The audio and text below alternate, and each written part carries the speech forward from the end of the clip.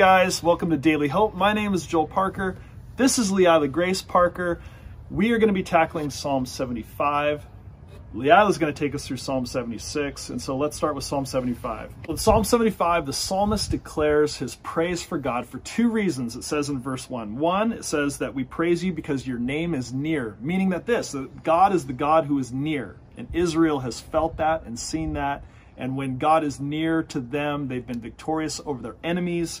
And it says, secondly, that people tell of your wondrous deeds. And so God's a God who does magnificent and wonderful things. And so they're declaring that at this time. So God responds in verse 3. It says, when the earth and its people quake, meaning when bad things are happening, when tough times are upon us, it says, it is I, God, who holds its pillars together. And so we can trust that during our tough times, just like Israel. We know that God will be there for us. He'll hold things together when they shouldn't. And so God responds and says this, so stop being arrogant, stop being wicked, and don't speak defiantly. So why would God say this? Because it ends the chapter by talking about the wrath of God, something that we don't like to talk about, but nevertheless, it's very real. And it talks about this wrath being something that's like a drink that's spilled out onto the wicked. It consumes them, and it's not a good thing. And so it's important to draw near to the God who draws near to us and to be aware of God's works in our life. And so what about you, Leila? Psalm 76. What's your favorite verse here? My favorite verse in Psalm 76 is verse 4. And it reads, you are radiant with light, more majestic than mountains rich with game.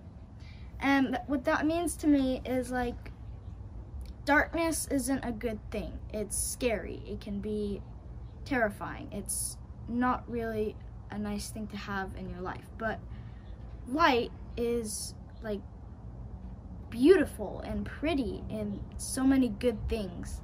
And that's basically what I think of God.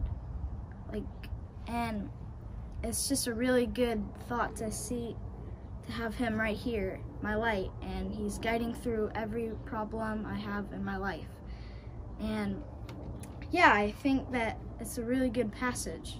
And yeah.